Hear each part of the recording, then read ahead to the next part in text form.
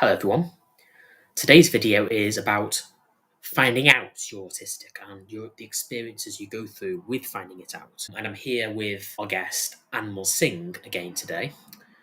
So Anmol, when were you diagnosed as being on the autistic spectrum, or when did you find out that you were? Uh, Earlier this year, in the beginning of 2022, it was the month of March when I was with my psychologist, and I felt a necessity that there is an importance that I should get myself measured, that I should get myself diagnosed, or should give a test on autism because I thought I'm on the autism spectrum. I doubted that because of some of my very dark and poor experiences in my teenage and my early adult life when I was in my early 20s. Certainly, uh, I gave a test for it, and when my psychologist diagnosed, it was found out that I do deliver some traits of Asperger's syndrome, and at a very minor level, autistic traits have been found in me.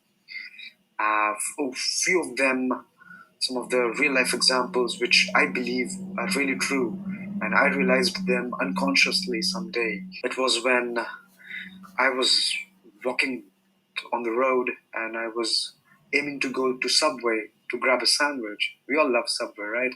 And I was looking at the buildings, the houses near me.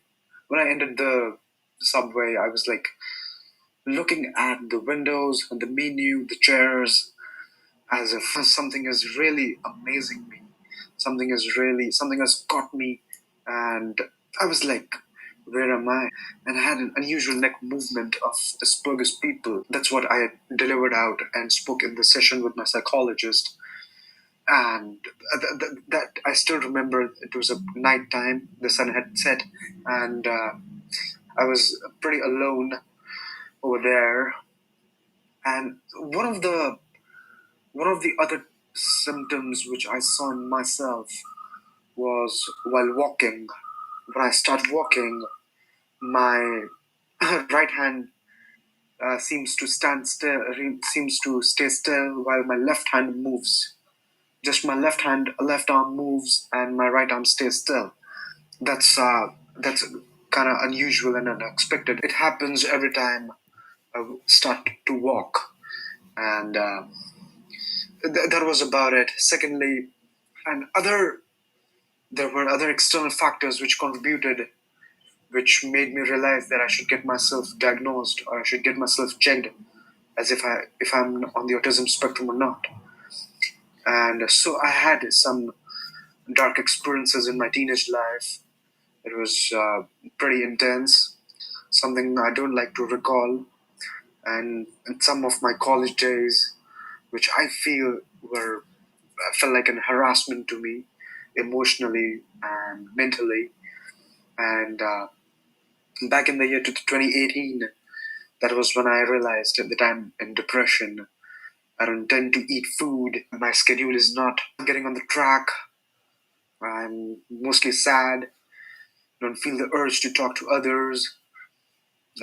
Different difficulty in communications, social interaction, paying attention, lack of focus.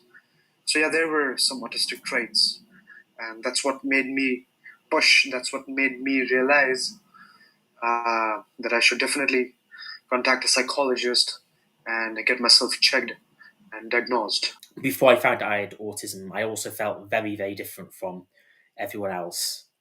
I mean, I was diagnosed when I was 4, so I was very, very young. But I found out personally when I was like 11 years old. My parents told me at that point, and before my mum told me more specifically. I was starting to feel like a bit of an outcast because I just couldn't.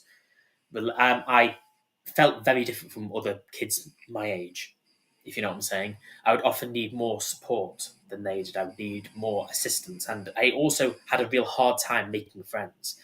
There were just so many things which I felt like I wasn't quite like other people, and finding out I was autistic explained a lot of this. But I also was, for a while, I didn't I did have mixed feelings towards it and didn't fully like the fact that I had a disability at the same time, if you know what I'm saying. I have a query, if you're comfortable for me to raise it. Yeah. Uh, how do you think you were different from other kids? Yeah, there were a few ways in which I felt I was different. I mean, for one thing, I used to go to children's groups, like, say, Cubs, and then I went to Scouts lately. Have you heard of Scouts? Yeah, Yeah, like the Boy Scouts. And when I went to these groups, they made a rule that I always had to be accompanied by an adult. Like they'd wait till one of my support workers would go with me to these meetings, and if they couldn't make it, they'd send my brother or something with me. And this would always make me feel a bit odd because all the other kids just went there by themselves. They didn't have anyone to actually stay in the building with them, as I did, and it made me feel a bit suspicious. Like, why is this? But when my little sister started going to Rainbows, her own group, she went by herself, but she was younger than me. So I was like, well, why is it my little sister can go by herself, but I can't?